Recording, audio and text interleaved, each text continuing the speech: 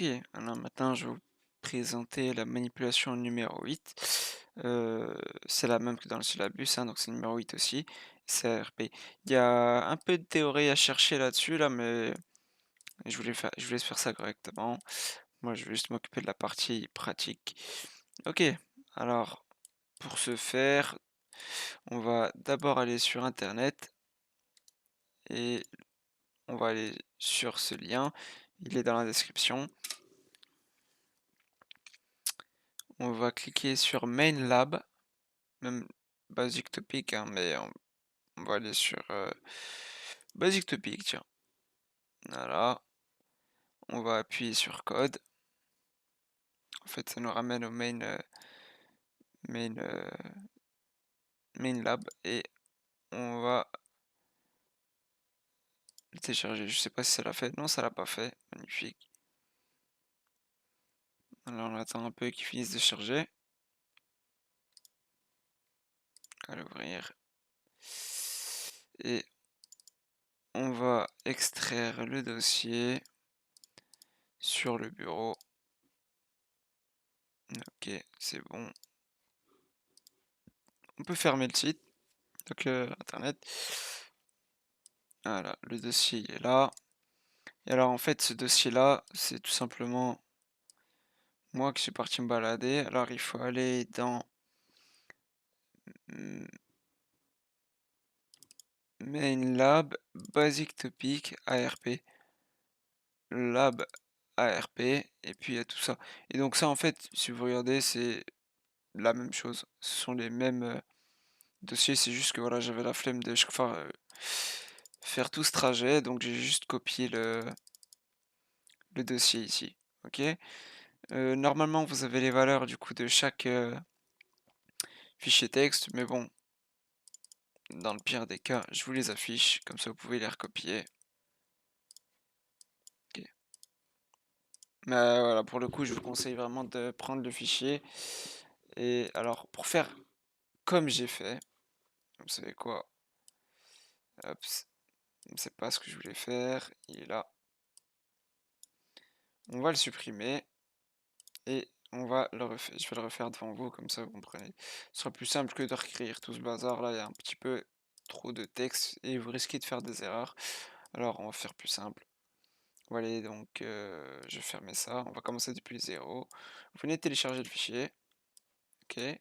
Main Lab, Basic Topics, ARP, Katara Lab ARP. Voilà. Je vais CTRL clic gauche pour tout sélectionner. Copier. Nouveau fichier. 8.arp. Sauvegarder. Ça on peut fermer. Et alors, je viens coller tous les fichiers dedans. Et ça, si vous voulez, vous pouvez le supprimer. De toute façon, on n'utiliserait pas. On va plus l'utiliser. Ok. Donc on a notre dossier. On va lancer la manip comme d'habitude.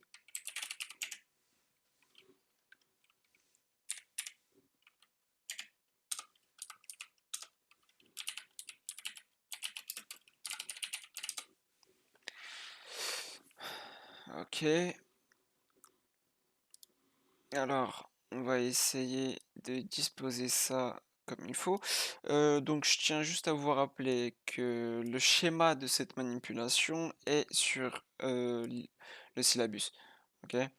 Moi je peux pas vous l'afficher ici à l'écran, mais donc prenez votre syllabus en même temps et vous devriez pouvoir vraiment. Hop, on va faire ça comme ça comme ça. R2, alors PC2 et PC3. Ok, voilà. On les a plus ou moins placés comme sur le schéma. Et alors, les étapes suivantes, ça va être. Attendez. Que je retrouve la bonne page. Voilà. Ce que l'on va faire, c'est qu'on va faire sur routeur 2. tcp dump slash, on va utiliser l'option tennis, cette fois-ci ça va être différent d'habitude. On utilise eth0-w slash shared slash, ici je vais l'appeler r2.pcap enter. On va faire la même chose pour routeur 1, donc tcp dump -teni eth1 ici, attention, parce que sur le schéma routeur 1 c'est eth1, espace -w slash shared slash r1.pcap. Ok. Et on va faire sur pc1 tcp dump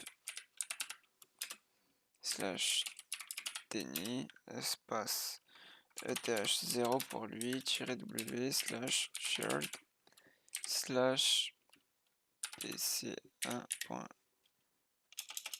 Bon, on va faire voilà, pc1.cap. Ok.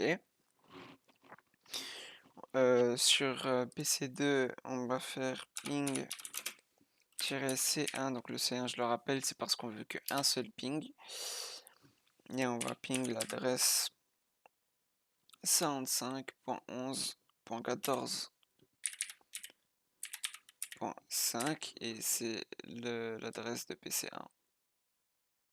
Ok. Enter, un seul ping, il est ici. On peut faire maintenant, donc on peut arrêter l'écoute de chaque pareil, donc pc1, routeur 1, routeur 2. On peut aller dans le dossier, on a bien nos trois éléments, donc nos trois fichiers .pcap qu'on va pouvoir ouvrir par la suite avec Wireshark. Et alors on va commencer avec pc1.